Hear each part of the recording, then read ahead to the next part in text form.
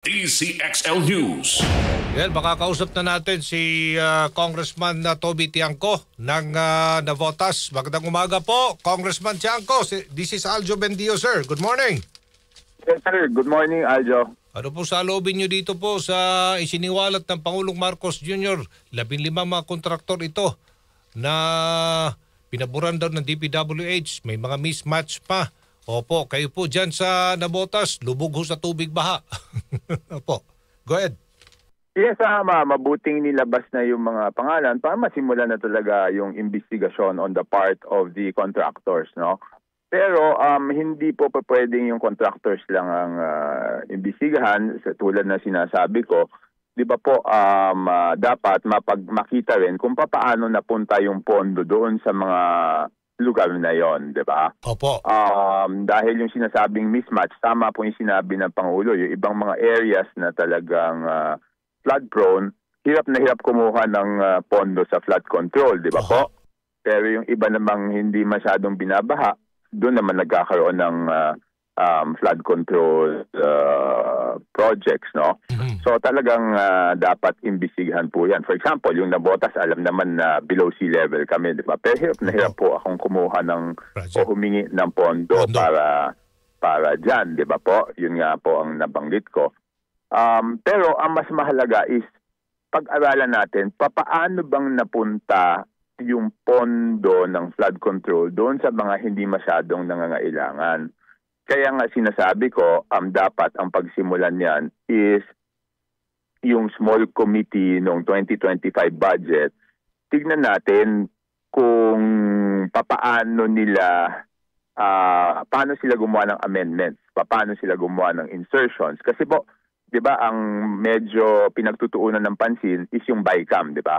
Opo. Sinasabi na yung BICAM dapat bantayan natin. Pero yung BICAM is pangalawang pagkakataon na po yan upang mag-amyenda o magkaroon ng insertion o magkaroon ng singit na projects. Okay. Pagkakataon talaga is doon sa small committee, doon sa House of Representatives after nung second reading.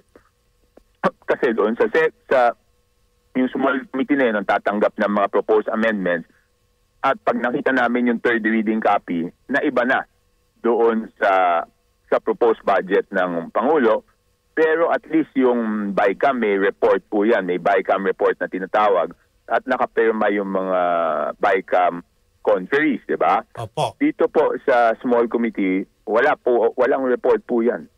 Pag ilang reading ho yan sa small committee, sir? First reading pa lang? Or second? Second. Hindi po. Kasi po, yun nga yung pinapaliwanag ko. Okay. Diba, lahat ng batas na pinapasa namin, ang rules namin, Section 56 ng House Rules, ang sinasabi is, doon sa second reading, okay, bago aprubahan for second reading, magkakaroon po ng committee, magkakaroon muna ng debate, di ba po? Opo. Magkakaroon ng interpellation. Pagkatapos ng period of interpellation, pag nasara na po yung debate, magkakaroon po bubuksan po yung period for committee amendments. Mm-hmm. Okay? Pagkatapos po ng committee amendments, magkakaroon po ng period for individual amendments. Okay. Okay? Pagkatapos pa lang po, ito yung normal, lahat ng bills na ginagawa namin. Pagkatapos pa lang ng individual amendments, saka pa lang kami magse-second reading. Okay. Ibig sabihin, naka-record po, nakatala po doon sa minutes o doon sa minuta nung Kongreso sa plenary kung ano yung mga pinopose na amendments at kung alin yung tinanggap o hindi. Mm-hmm. Tapos boboto kami na second reading. Okay. So nakatala po yon, pag print po yung third reading copy, incorporated lahat po ng amendment po. Okay. Batas ginagawa namin ganyan. Kaya lang biglang nababago yan pagdating doon sa budget. Oh. Pagdating doon sa budget, ang mangyayari pareho pa din interpellation, committee amendments, tapos hindi i-discuss yung individual amendments sa plenaryo. Okay. Ang gagawin namin, i-approve, mag-create ng small committee. Ang small committee ng 2025 budget is chairman ng Committee on Appropriations na si Saldico, senior vice chairman, majority leader, at minority leader. Mm-hmm. So hindi tinalakay yung individual amendments. Ang gagawin namin, i-approve namin on second reading, pero binibigyan ng kapangyarihan yung small committee na amyendahan. So ibig sabihin, yung inapprove namin sa plenaryo, pwedeng baguhin ng small committee. Aha, may mga amendments na. So doon dapat amendments tututok, doon dapat tututok congressman na maging transparent doon kasi doon yung Doon yung magic. Opo, di ba? Doon. So ang mangyayari, pagbalik namin, pagkatapos ng break, makikita namin yung third reading copy. Hindi na namin nalaman paano nangyari to. May mga insertions na. Oo.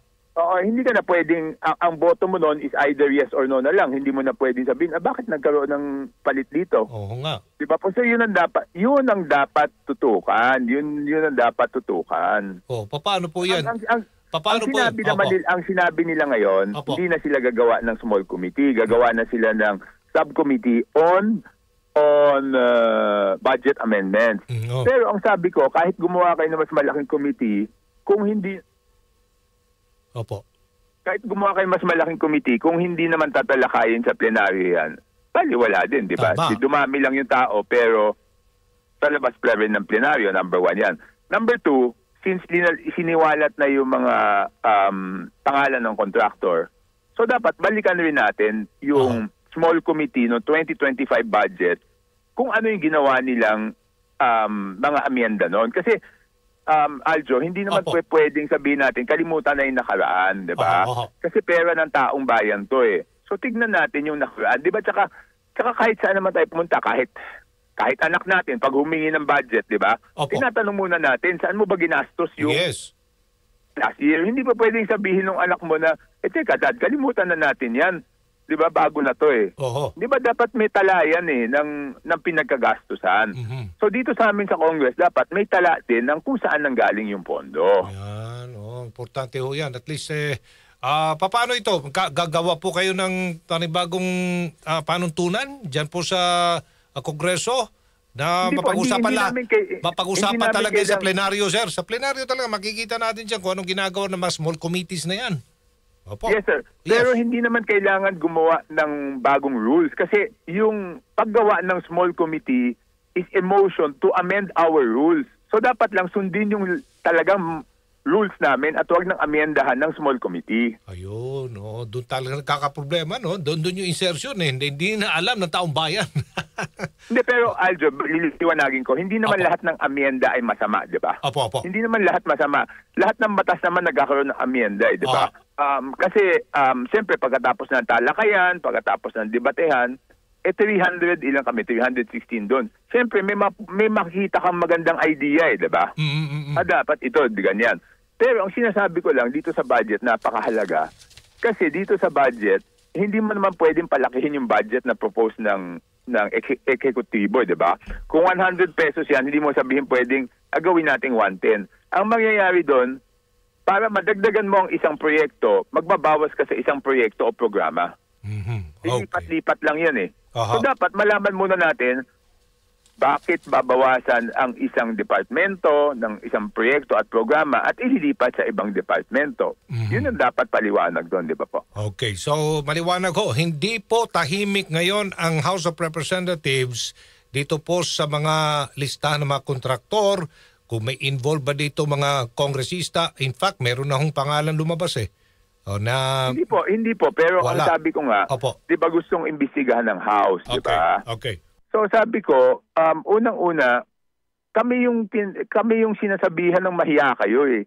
So bakit kami mag-imbestiga sa sarili namin? Pero okay, kung gusto natin mag-imbestiga sa sarili natin, simulan natin doon sa nangyari doon sa small committee noong 2025. Kasi kung lalampasan natin yon, hindi na ako naniniwalang tunay na investigasyon yan. Baka cover up lang yan. Baka may pinagtatakpan lang. Okay, sige po. Maliwanag. Maraming salamat, Congressman Toby Tiangco ng Navotas. Ingat po, sir. Thank you. Yes, sir. Yes, sir. Good morning. Thank you.